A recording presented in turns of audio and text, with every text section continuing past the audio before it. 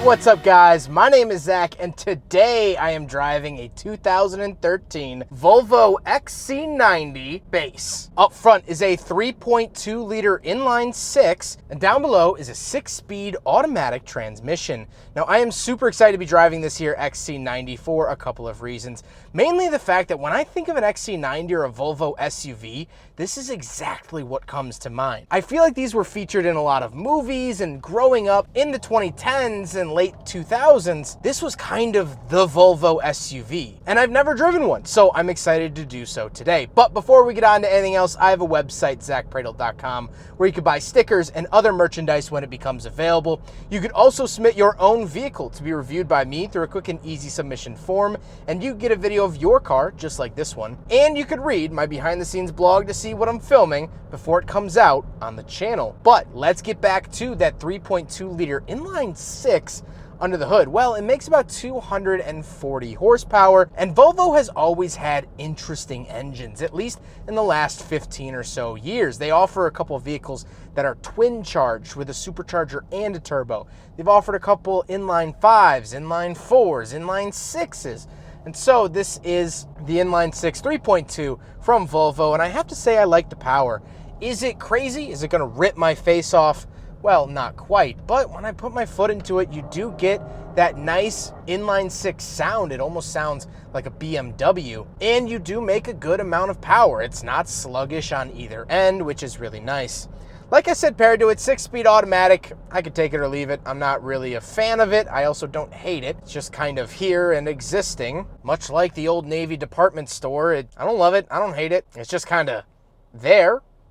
But it still works, so that's nice. Last but not least, this here XC90 is front wheel drive. So with that out of the way, let's talk about the interior. Well, in front of me, I have 4 main gauges. On the left is my coolant temperature and my speedometer, and on the right, I get my tachometer and fuel. On the steering wheel, on the left, I have my cruise control, and on the right, I have my phone options as well as skip track and volume. Off to the left, I have a giant climate control vent, as well as my headlight switches, gas cap, automatic high beams, fog lights, dimmer switch, and my parking brake release. And then on the door, I have my power mirrors up top with my power windows and power locks down below. Moving into the center, I get a giant speaker, as well as 2 climate control vents and the hazard switch. And then I do have an aftermarket radio because most radios from this era don't really keep up with modern tech like Apple CarPlay, and the owner wanted that, so the owner got it. Then we have the climate controls, very, very Ford-esque. Now, Ford had a big stake in Volvo during this era, so that's to be expected.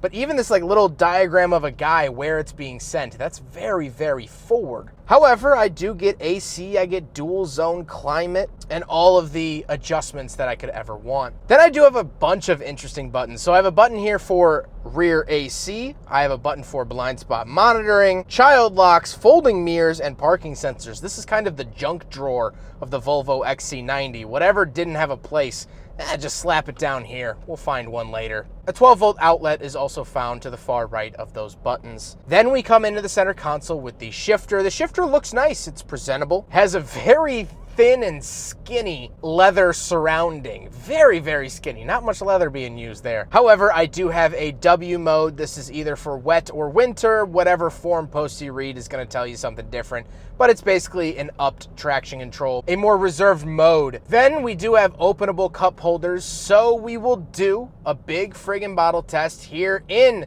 the 2013 Volvo XC90, and unfortunately it fails. It wants to go in. It so badly wants to. And yet, at the end of the day, it does not.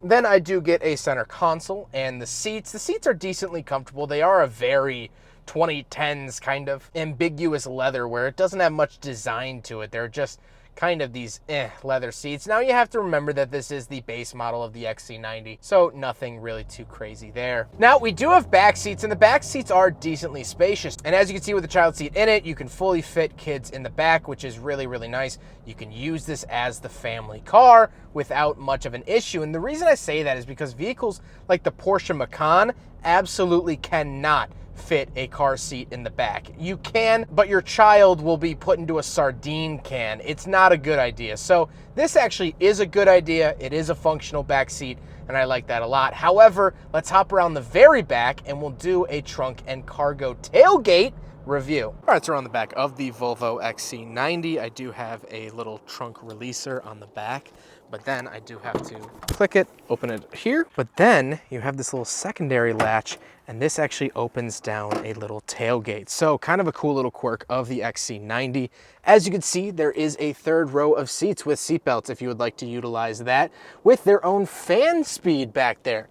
Very, very nice. As well as you do get a 12-volt outlet back here, this nice pad, and you do get some storage down here for the rear seats and things like that. So really, really cool, very, very functional back area of the XC90, and something that I really love. Now we gotta talk about the looks, and like I said at the top of the video, this is by far my favorite Volvo SUV in terms of styling. I think it's classic. I think it's timeless. I think it looks so, so good, and I am a big, big fan of it. It has a very upscale ambiance, I guess, if you will, feeling to it, and I like that a lot, but also I just think it's proportioned really well. It looks good. It looks hand-styled and really well done. And I could go on for hours about how much I love the exterior of this XC90. It's just the best. It is the best. But now, with all of that out of the way, let's get on to my final thoughts. What do I think finally driving my favorite looking Volvo SUV? Well, I like it and I dislike it in certain ways. I think the interior feels a little cheap in certain places.